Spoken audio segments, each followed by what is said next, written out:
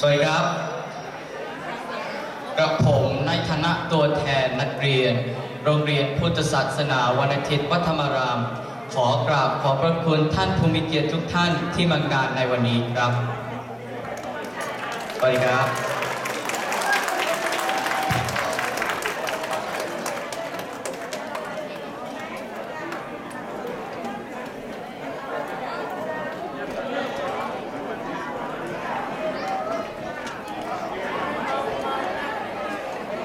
ขอขอบคุณท่านผู้มีเกียรติทุกท่านอีกครั้งนะคะขอขอบคุณท่านผู้ปกครองที่พาเด็กมาร่วมงานนะคะ